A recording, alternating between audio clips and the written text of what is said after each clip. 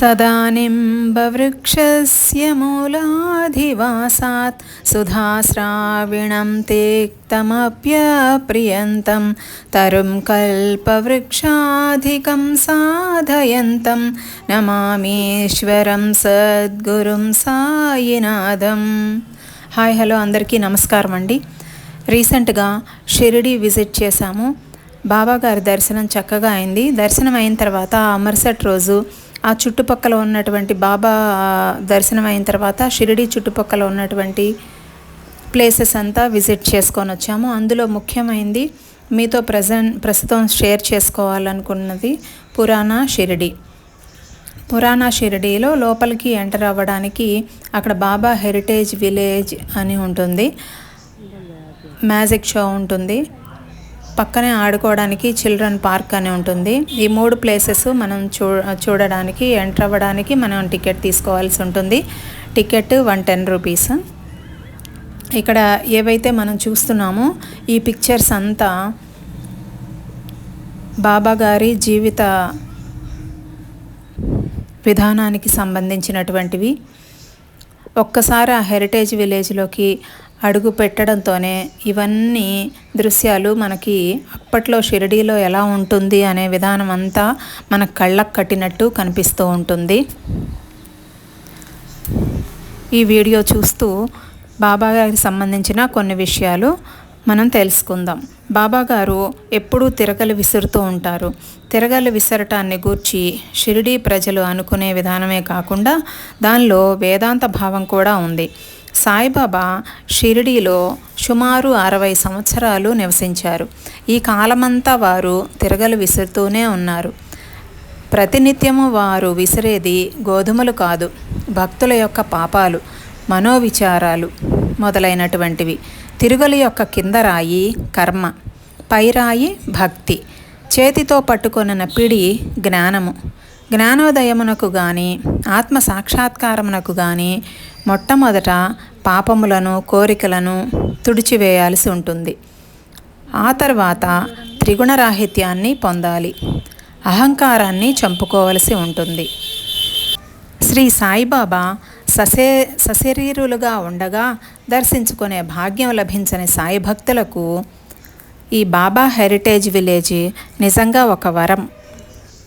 నిజంగా ఇక్కడ ఉండి ఇవన్నీ చూస్తున్నంతసేపు బాబాగారు ఎదురుగా ఉన్నారా అన్నట్లు అక్కడి విధానం అంతా బాబాగారు జీవించినటువంటి వారితో ఉన్నటువంటి విధానాలు, వ్యక్తులు, అప్పట్లో వాళ్ళు చేసినటువంటి ఈ ప్రొఫెషన్స్, వృత్తులు ఇవన్నీ కళ్ళకు కట్టినట్లు చూస్తున్నట్లుగా చాలా అద్భుతంగా అనిపించింది. శ్రీ సాయిబాబా వారు సర్వాంతర్యామి. ఉపనిషద్ద్రష్టలైన మన పూర్వ ఋషులు భగవంతుడు సర్వాంతర్యామి అను సత్యాన్ని దర్శించారు.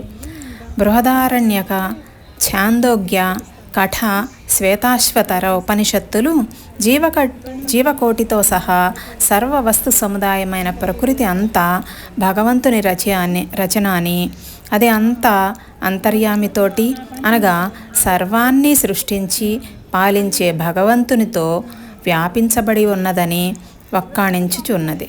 ఈ సిద్ధాంతాన్ని నిరూపణ చేయటానికి తగిన ఉదాహరణ మన శ్రీ సాయి అను నామమును జ్ఞప్తి అందించుకున్నంత మాత్రాన చెడు పలుకుట వలన వినుట వలన కలుగు పాపములు తొలగిపోవునని నిశ్చయముగా చెప్పవచ్చు.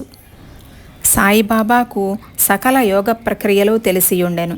ధౌతి, ఖండయోగము, సమాధి మున్నగు షడ్విధ యోగ ప్రక్రియలందు బాబాగారు ఆరితేరినవారు. జీవకోటి అంతటికి ఆహారము, నిద్ర, భయము, సంభోగము సామాన్యము. మానవునికి ఇవి కాకుండా ఇంకొక ప్రజ్ఞ ఉంది. అదేమిటంటే జ్ఞానము. ఈ జ్ఞానం సహాయంతోనే మానవుడు భగవత్ సాక్షాత్కారాన్ని పొందగలుగుతాడు. ఇంకే జన్మయందు కూడా ఈ అవకాశం లేదు.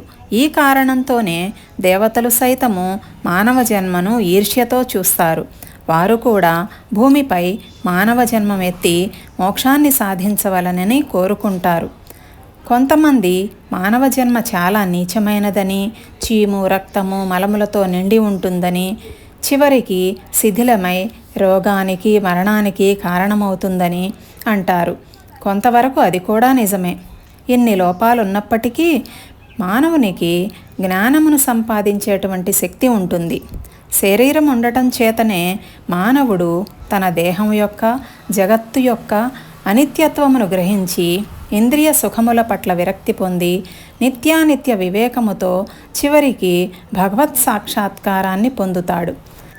శ్రీ సాయిబాబా వారి జీవితము ఎంతో పావనమైనది. వారి నిత్యకృత్యములు ధన్యములు.